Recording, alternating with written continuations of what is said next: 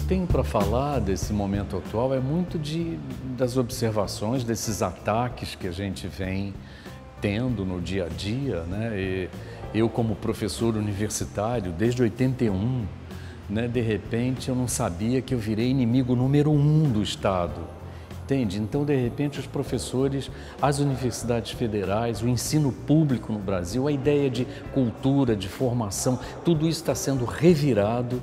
Entende? Vem um projeto que eu acho que cinicamente é intitulado de Futurice. Eu acompanhei esse projeto, li alguma coisa, mas me irrita profundamente porque você está num momento assim desse cinismo, onde você traz uma palavra dessa, mas o que você vai ver é exatamente uma desconstrução.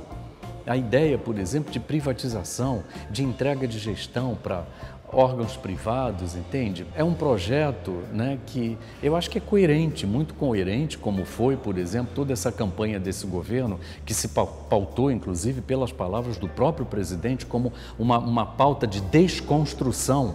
Então, a ideia que a gente está vendo, eu acho que hoje no Brasil está sentindo e sentindo na pele, né, é essa ideia de acabamento, de terra arrasada, né, de uma entrega de tudo.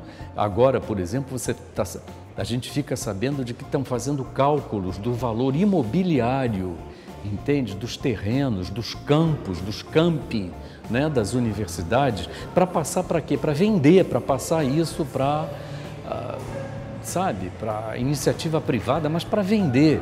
Então, pensando ali, por exemplo, eu estou pensando, o que eu conheço bem, o campus da UF, o campus da UFRJ, o campus da Universidade Federal de São Carlos, da Universidade da Paraíba e pelo Brasil todo. Você vê que isso é um patrimônio que a gente construiu do Ministério da Educação e era cultura até um tempo, depois virou Ministério da Cultura, que foi também extinto. É tudo muito coerente, essa política de terra arrasada, ela está coerente, ela está sendo uma política de destruição, entende? Que eu acho que deixa a gente, claro, a gente foi pego assim, perplexo, é tudo muito rápido, tudo feito assim com uma rapidez que você mal respira, já vem uma notícia ruim.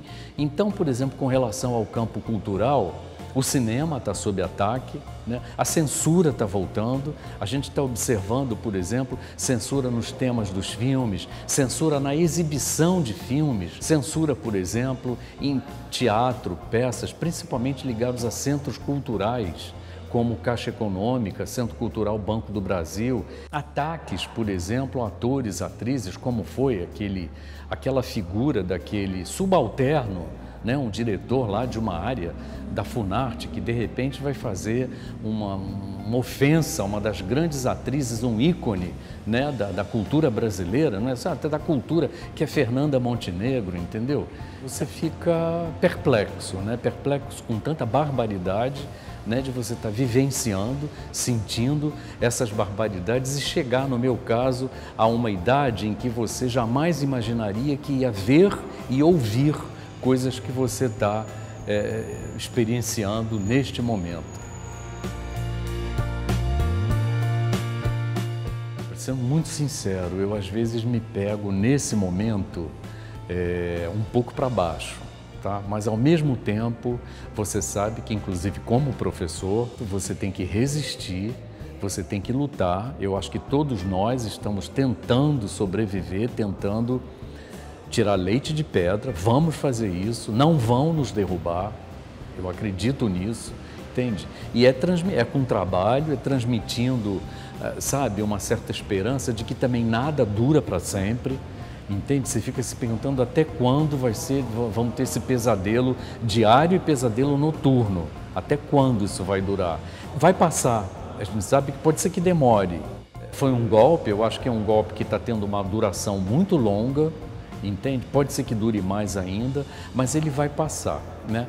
Para essas novas gerações, eu diria, inclusive baseado na minha experiência, é de que tem algo novo nesse momento, mas também tem algo um pouco antigo, pelo qual a gente já passou censura, por exemplo, né? Um governo autoritário, um autoritarismo que eu acho uma aberração, absolutamente deslocado, fora de época, entende?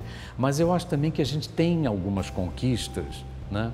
Por exemplo, com relação a comportamentos, com relação, por exemplo, a uma integração a uma inclusão, por exemplo, de certos grupos sociais que estavam até alguns anos atrás bem fora, né, por exemplo, da própria universidade. E eu vejo isso, por exemplo, com o sistema de cotas, o perfil dos meus alunos, desde 81, que eu dou aula, nos últimos 10 anos, esse perfil mudou. Você olha uma sala de aula hoje, você percebe muito mais tipos raciais, por exemplo. Você percebe, por exemplo, uma coloração diferente ali na turma. E a impressão que eu tenho é que isso não tem volta. Por mais que eu acho que virão essas políticas restritivas e de exclusão, eu acredito que tem coisas que não adianta porque elas não têm volta. Elas chegaram, não é para voltar, é para seguir adiante, entende? Então eu acho que por aí, pelo trabalho, por exemplo, isso que a gente está fazendo aqui, a Socinia, enquanto a gente puder manter uma chama desse trabalho que a gente faz, eu acho que é uma maneira da gente incentivar e sabe, passar isso para os alunos de que nada dura para sempre, entende? A gente sabe disso. E o Brasil também tem isso. Eu acho que o Brasil também muda, assim, experiência do passado. Eu estou um pouco de pé atrás, porque eu acho que o que está acontecendo aqui nesse momento foi muito bem tramado. Eu acho que isso não surgiu da noite para o dia, entende?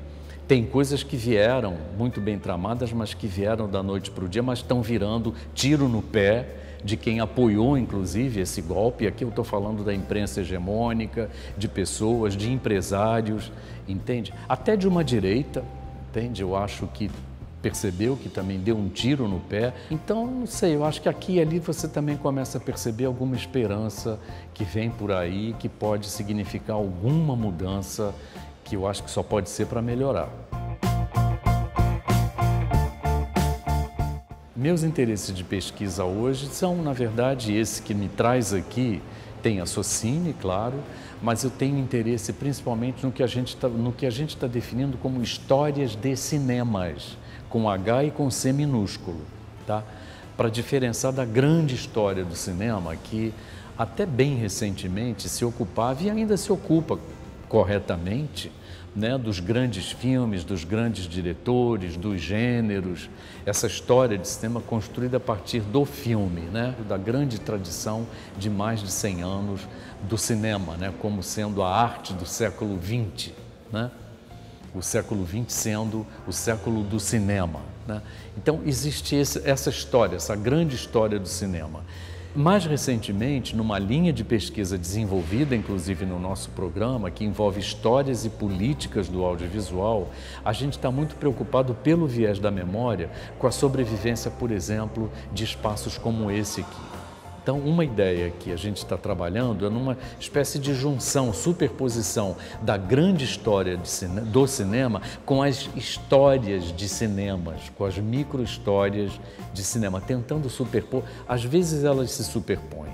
Então, eu tenho pesquisas, por exemplo, sobre a permanência dessas salas, os desafios que se apresentam para espaços como esses, que ainda existem pelo Brasil e que podem ser revitalizados, não necessariamente apenas como cinema, mas como centros culturais que possam compartilhar outras expressões como teatro, dança, literatura, palestras. Eu acho que o cinema sobrevive, o cinema pode ser apresentado num espaço que é um centro cultural 2, 3, 4 vezes por ano, dividindo esse espaço com essas outras artes, mas que segure essas construções arquitetônicas, por exemplo, que isso não venha abaixo. Então tem um trabalho de militância, é um trabalho de pesquisa, é um trabalho de construção de histórias, né?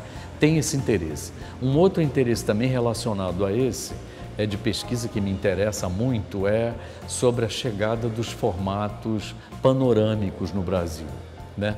O advento, por exemplo, dessas grandes telas, desses processos de realismo imersivo que foram possibilitados, por exemplo, por essa expansão, alargamento da visão na construção fílmica. Estou pesquisando isso nesse momento e também está relacionado a essas formas de ver, formas de exibição, modos de ver, espectatorialidades e histórias de cinemas.